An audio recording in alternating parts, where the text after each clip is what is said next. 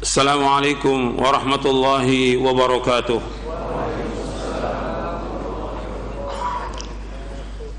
Innal hamdalillah nahmaduhu wa nasta'inuhu wa nastaghfiruh wa na'udzu billahi min shururi anfusina wa min sayyiati a'malina. Man yahdihillahu fala mudilla lahu wa man yudlil fala hadiya lahu. Asyhadu an la ilaha illallah wahdahu la syarika lahu wa asyhadu anna Muhammadan abduhu wa rasuluh. Ya ayyuhalladzina amanu taqullaha haqqa tuqatih wa la tamutunna illa wa antum muslimun. Ya ayyuhan nasu taqu rabbakumul ladzi khalaqakum min nafsin wahidah wa khalaqa minha zawjaha wa batha minhuma rijalan katsiran wa nisaa'a واتقوا الله الذي تساءلون به والأرحام إن الله كان عليكم رقيبا يا أيها الذين آمنوا اتقوا الله وقولوا قولا سديدا يصلح لكم أعمالكم ويغفر لكم ذنوبكم ومن يطع الله ورسوله فقد فاز فوزا عظيما أما بعد فإن أصدق الحديث كتاب الله وخير الهدي هدي محمد صلى الله عليه وعلى آله وسلم وشر الأمور محدثاتها وكل محدثة بدعة وكل بدعة ضلالة وكل ضلالة في النار. Ayolah ikhwah, a'azakumullah, kepada jamaah yang hadir, ikhwan dan akhwat yang mudah-mudahan dirahmati oleh Allah SWT, dan kepada seluruh kaum muslimin yang mendengarkan kajian ini di mana saja berada, yang mudah-mudahan dirahmati oleh Allah SWT. Alhamdulillah, kita bersyukur kepada Allah Subhanahu wa ta'ala atas segala nikmat yang Allah karuniakan kepada kita, nikmat Islam, nikmat iman, nikmat sehat, nikmat afiat, nikmat dijauhkan oleh Allah dari berbagai macam malapetaka. Alhamdulillah, kita bersyukur kepada Allah atas semua nikmat, dan kita harus terus mengingat nikmat-nikmat Allah Subhanahu wa ta'ala. Satu persatu nikmat itu harus terus kita ingat, karena dengan mengingat nikmat itu kita akan banyak bersyukur kepada Allah Subhanahu wa ta'ala. Dengan mengingat nikmat itu kita akan berusaha untuk melaksanakan perintah-perintah Allah, menjauhkan larangannya. Dengan mengingat nikmat itu kita akan bahagia. Fadhkuru ala Allahi la'allakum tuflihun. Allah sebutkan dalam surah Al-A'raf, fadhkuru ala Allahi la'allakum tuflihun. Ingatlah nikmat-nikmat Allah agar kalian menjadi orang-orang yang beruntung. Dengan mengingat nikmat-nikmat Allah, kita akan merasakan bahwa musibah yang menimpa kita itu kecil, enggak ada artinya dibandingkan dengan nikmat yang besar. Dengan kita mengingat nikmat-nikmat Allah itu, kita tidak akan meremehkan sekecil apapun nikmat yang Allah berikan kepada kita. Makanya kita wajib bersyukur. Sekecil apapun nikmat yang Allah berikan kepada kita, kita wajib mensyukuri. Sebab Nabi bersabda sallallahu alaihi wasallam, "Man lam yashkuril qalila lam yashkuril katsira, wa man lam yashkurin nasa lam yashkurillaha." Kata Nabi SAW dalam hadis yang diriwayatkan oleh Imam Ahmad dalam musnadnya, dan sanadnya hasan, dihasankan oleh Syekh Al-Albani dalam silsilah hadis as-sahihah. Nabi bersabda SAW, "Man lam yashkuril qalila lam yashkuril katsira, wa man lam yashkurin nasa lam yashkurillah." Barang siapa yang tidak bersyukur dengan yang sedikit, maka dia tidak akan bersyukur dengan yang banyak. Barang siapa yang tidak bersyukur kepada manusia, maka dia tidak bersyukur kepada Allah Subhanahu wa ta'ala. Ya, barang siapa yang tidak bersyukur dengan sedikit, dia tidak akan bersyukur kepada yang banyak. Maka sekecil apapun nikmat itu wajib kita syukuri, dan kita harus banyak bersyukur atas semua nikmat yang Allah berikan kepada kita, apa aja bentuknya. Apalagi nikmat yang Allah berikan dengan kita diberikan hidayah di atas Islam dan Sunnah. Nikmat diberikan ilmu yang bermanfaat, ini lebih dari harta yang sekian banyak. Ilmu yang bermanfaat, ini lebih dari semua harta yang ada. Maka itu bersyukur. Dikasih ilmu sedikit aja, itu wajib bersyukur. Harta dibandingkan dengan ilmu, ya lebih tinggi ilmu, jauh. Bedanya 30 antara harta dengan ilmu, lebih utama ilmu 30. Gitu. Saya sebutkan di buku Menuntut Ilmu Jalan Menuju Surga. Makanya kita wajib bersyukur dengan ilmu yang bermanfaat ini. Kemudian Nabi lanjutkan, malam yushkurin nasa lam yushkurillah. Barang siapa yang tidak bersyukur kepada manusia, maka dia tidak bersyukur kepada Allah. Maka latih diri kita untuk bersyukur kepada Allah Subhanahu wa ta'ala. Harus latih terus bagaimana kita jadi orang yang bersyukur. Allah menyebut para nabi dan para rasul alaihi wassalatu wassalam dengan sifat syukur. Allah menyebutkan Nabi Nuh alaihi salatu wassalam abdan syakura, hamba yang banyak bersyukur kepada Allah Subhanahu wa ta'ala. Makanya kita harus menjadi hamba yang bersyukur. Nabi sendiri kan menganjurkan kepada sahabat Mu'adz bin Jabal untuk bersyukur. Kata Nabi kepada sahabat Mu'adz bin Jabal yang tiap hari kita baca, ya Mu'adz, la tada'anna dubura kulli salatin an taqula Allahumma a'inni ala dzikrika wa syukrika wa husni ibadatik. Ya Mu'adz, inni uhibbuka, sesungguhnya aku mencintaimu. La tada'anna dubura kulli salatin, jangan engkau tinggalkan di belakang setiap salat. Artinya di akhir setiap salat sebelum salam atau sesudah salam, antakul, untuk engkau ucapkan Allahumma a'inni ala dzikrika wa syukrika wa husni ibadatik. Ya Allah, tolonglah aku untuk selalu ingat kepadamu, untuk selalu bersyukur kepadamu, dan selalu memperbaiki ibadah kepadamu. Hadis ini sahih dari Imam Tirmidzi, Abu Daud, Ahmad dan yang lainnya. Jadi kita disuruh untuk selalu ingat kepada Allah, selalu bersyukur kepada Allah. Dan itu kita minta tolong, karena nggak mungkin kita bisa selalu ingat kepada Allah kalau Allah nggak tolong kita. Kita nggak mungkin bisa bersyukur kalau Allah nggak tolong kita. Dan kita juga nggak mungkin untuk bisa memperbaiki ibadah kita kecuali Allah tolong. Maka terus minta kepada Allah, Allahumma a'inni ala dzikrika wa syukrika wa husni ibadatik. Ya Allah, tolonglah aku untuk selalu ingat kepadamu, bersyukur kepadamu, dan memperbaiki ibadah. Ikhwan fiddin, azakumullah, kita berusaha bagaimana menjadi hamba yang bersyukur. Sebab Nabi sendiri berdoa kepada Allah, Allahumma ja'alni laka syakkara, laka dzakkara, laka rahaba, dan seterusnya Nabi berdoa. Ya Allah, jadikanlah aku orang yang banyak bersyukur, banyak berzikir, banyak melaksanakan ketaatan kepada Engkau ya Allah, tunduk kepadamu, dan seterusnya. Banyak, panjang itu doanya Nabi, yang diawali dengan Rabbi a'inni, terus sampai akhir. Jadi ikhwan fillah, azakumullah, syukur ini penting. Nanti setelah kita bersyukur kepada Allah, mesti ada sabar. Itu dua, nggak boleh tinggal, syukur kemudian sabar. Syukur ikhwan fillah, azakumullah, tadi sudah saya sebutkan, kita harus banyak bersyukur kepada siapa aja, kepada manusia tadi. Malam yashkurin nas lam yashkurillah. Barang siapa yang tidak bersyukur kepada manusia, dia tidak bersyukur kepada Allah. Maka kita harus bersyukur. Yang pertama, syukur kepada Allah Ta'ala. Kemudian syukur kepada manusia. Pertama kali manusia yang wajib kita bersyukur adalah Nabi Muhammad SAW, yang telah menunjuki kita dari kegelapan kepada cahaya, menunjuki kita dari tidak tahu tentang Islam sampai kita tahu, dan segala macamlah sudah yang Nabi sudah sampaikan tentang Islam ini sempurna. Kewajiban kita mentaati Rasulullah SAW. Kita wajib mencintai beliau, dan kita wajib mentaati beliau dan menjauhkan larangannya. Dan pembahasan ini panjang pembahasannya. Bagaimana konsekuensi cinta kepada Nabi Muhammad SAW. Kemudian syukur kepada manusia lagi, orang tua.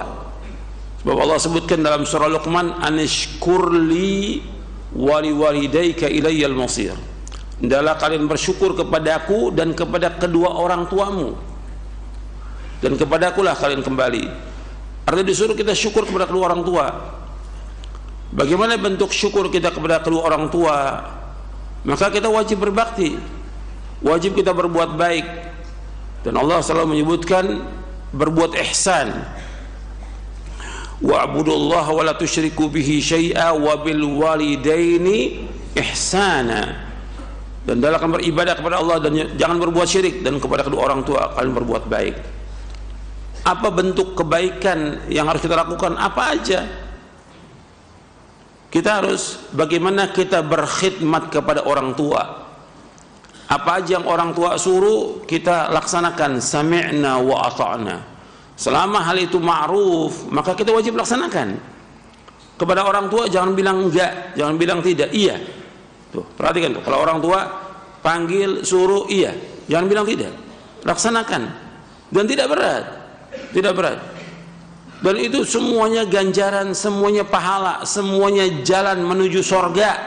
Perhatikan tuh, kita wajib mensyukuri, berbuat baik kepada kedua orang tua kita, karena kebaikan orang tua nggak bisa kita balas. Kebaikan orang tua nggak bisa kita balas. Makanya terus kita berbuat baik kepada orang tua. Apa yang bisa kita lakukan buat orang tua, lakukan. Kita harus berkhidmat, membantu orang tua. Apa bapak yang bisa saya bantu, apa ibu yang bisa saya bantu, laksanakan setiap hari itu. Jadi tiap hari itu justru kita senang dipanggil orang tua, disuruh orang tua, senang, gembira tuh hati kita, karena ini adalah ganjaran, ini pahala, ini celengan kita di sorga. Kan banyak anak ketika dipanggil sama orang tua pura-pura nggak dengar. Dipanggil orang tua dia malah keluar rumah. Dipanggil orang tua sudah capek, orang tuanya manggil baru datang. Nggak boleh. Sekali orang tua panggil datang. Hatta kita lagi sholat sunat, orang tua panggil, batalkan sholat sunat itu.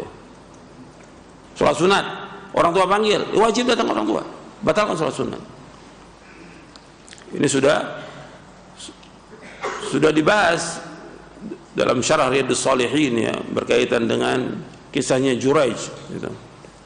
Jadi harus kita berusaha bagaimana kita mentaati orang tua, berbakti pada orang tua, berbuat baik pada orang tua, menyenangkan hati orang tua, membuat dia gembira, jangan membuat dia sedih, jangan dia membuat dia susah, jangan membuat marah orang tua, jangan. Bagaimana orang tua itu ridho pada kita, karena Nabi bersabda SAW, ridallahu fi ridal walid wa sakhatullah fi sakhatil walid. Ridha Allah tergantung ridhonya orang tua, dan murkanya Allah tergantung murkanya orang tua. Jangan lelah, jangan letih, karena orang tua kita nggak pernah lelah dan letih mengurus kita, mendidik kita sejak kita masih kecil. Perhatikan tuh, karena durhaka pada orang tua, kesulitan, kesusahan, kecelakaan, dan juga anak yang durhaka tidak masuk surga. Anak yang durhaka tidak masuk surga. Nabi menyebutkan dalam hadis yang sahih yang diriwayatkan oleh Imam Ahmad dan Hakim dalam kitab Al-Mustadrak, Nabi bersabda, "Thalathun la yadkhulul jannah wa la yanzurullahu ilaihim yaumal qiyamah, al-'aqli walidayhi wal mar'atul mutarajjilatul mutasyabbihatu birrijal wad dayyuth."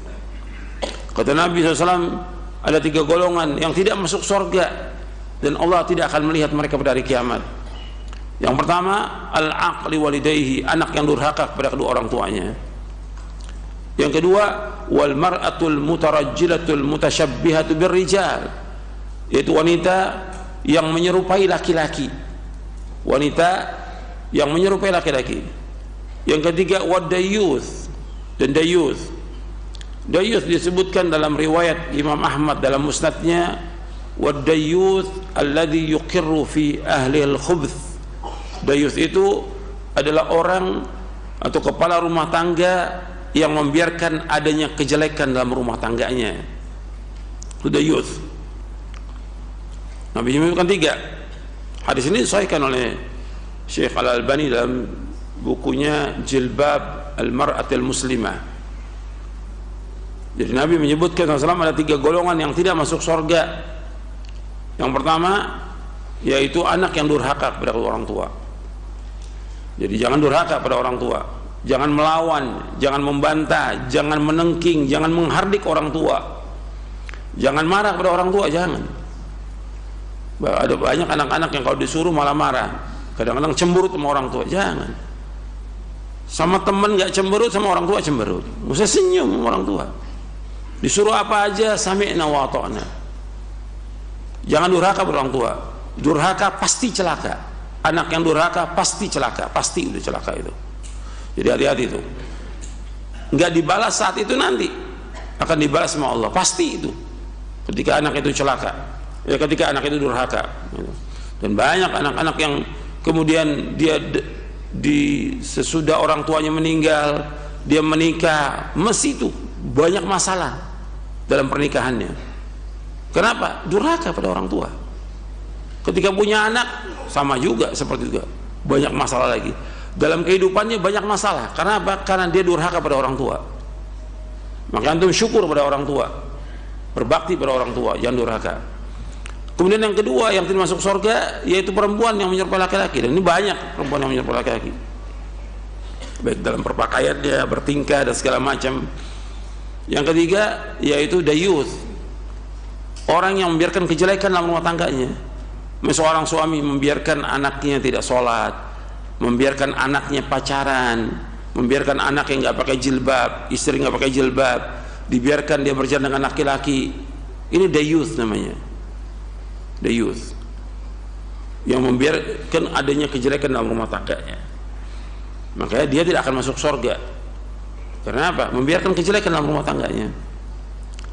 Kemudian ikhwan fillah, jazakumullah. Jadi kita kembali lagi tentang yang tadi, masalah syukur.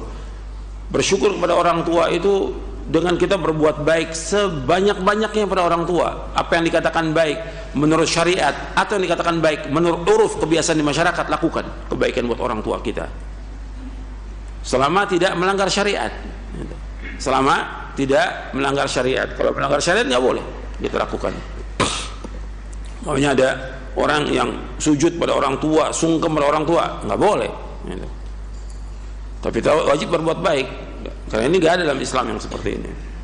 Ruku dan sujud itu hanya untuk Allah SWT. Kemudian yang harus kita bersyukur lagi yaitu kepada guru.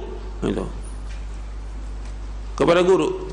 Bab Nabi menyebutkan malam yashkurin nas lam yashkurillah. Barang siapa yang tidak bersyukur kepada manusia, tidak bersyukur kepada Allah. Sekarang manusia yang wajib kita bersyukur, yang pertama Rasulullah SAW, yang kedua orang tua kita, yang ketiga guru. Itu harus kita bersyukur pada guru. Karena apa? Dia sudah mendidik kita, membimbing kita ke jalan yang hak, ke jalan yang benar. Dan saya sudah pernah sampaikan, antara orang tua dengan guru itu hampir sama. Orang tua, umumnya orang tua hanya mampu melahirkan anak. Dia ngurus anak itu betul, memberikan makan dan segala macam lah.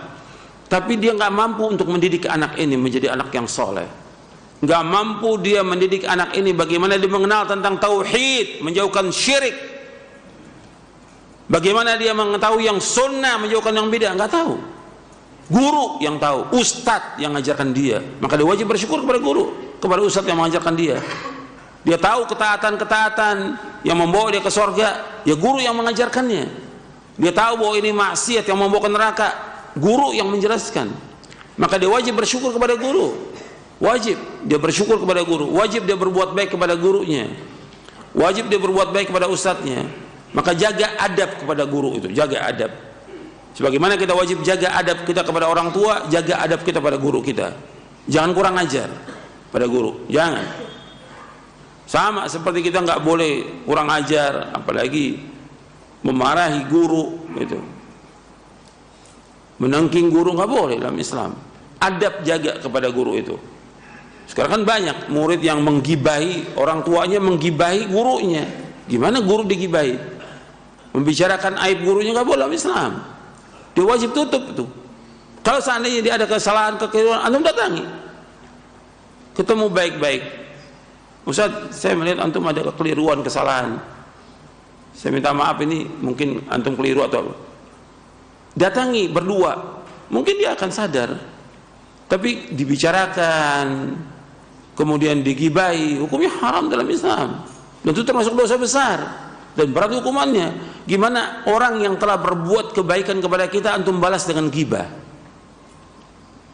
antum balas dengan adab yang tidak baik. Bagaimana kita beradab pada guru? Dan banyak sekarang saya lihat murid yang gak punya adab sama gurunya. Banyak udah. Meskipun dia sudah jadi ustadz, tetap wajib mempunyai adab kepada gurunya, kepada ustadz yang mengajarkan kebaikan kepada dia. Jangan sombong, jangan angkuh kepada guru, jangan. Antum tawadhu kepada guru. Ilmu antum gak seberapa dibandingkan dengan guru. Hatta antum udah baca ratusan kitab, tetap guru yang mengajarkan kita, membimbing kita, mendidik kita, dia lebih utama daripada kita. Itu harus ada seperti itu. Jangan angkuh, jangan sombong, jangan oh enggak saya udah hebat, saya udah sekolah di pondok, saya udah sekolah di Madinah, saya udah. Guru tetap antum ingat. Antum tahu tentang Islam dari guru antum, dari ustaz antum. Antum tahu tentang sunnah dari mereka.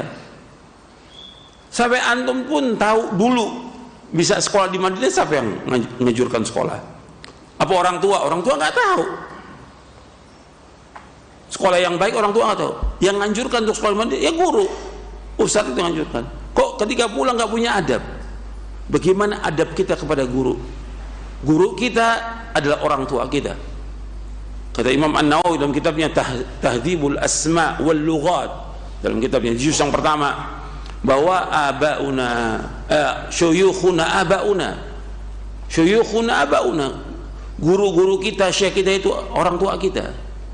Jadi kita perlakukan dia sebagai orang tua kita. Kita wajib berbuat baik pada guru, wajib berbuat baik.